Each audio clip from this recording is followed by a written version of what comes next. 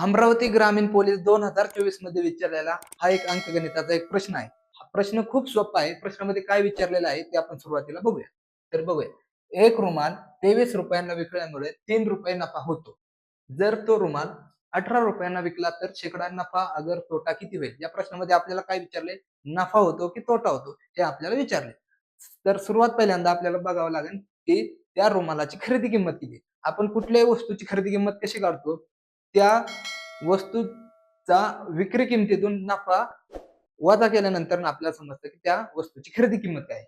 ह्या कंडिशन मध्ये काय आहे की एक रुमाल आहे, त्या रुमालाची खरेदी किंमत काय आहे ती काढायची आपल्याला. तर विक्री किंमत काय आहे? तर ती आहे 23 रुपये आणि त्याच्यामध्ये नफा किती होतोय?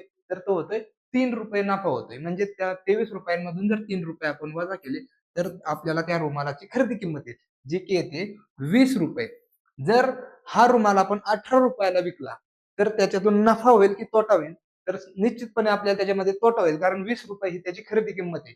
मग जर आपल्याला नफा अगर तोटा होतो हे तर आपल्याला समजलं की त्याच्यामध्ये तोटा होतोय, पण तो किती टक्के होतो हे काढण्यासाठी आपल्याला कसं कसं काढावं लागेल? तर आपल्याला काय करावं लागेल की तोटा किती होतोय? तर 18 रुपयाला विकल्यामुळे 2 रुपये तोटा होतोय आणि त्या रुमालाची खरेदी किंमत किती आहे? तर ती आहे 20 रुपये. गुणिले 100 म्हणजेच किती येईल? की टक्के निघतील त्यांना तोट्याचे टक्के जे की किती येतात? हे शून्य हे शून्य कट, बे एक बे, बे एक बे. म्हणजेच किती होईल? 10% तोटा होईल. जे की आपलं ऑप्शन क्रमांक 3 हे आहे.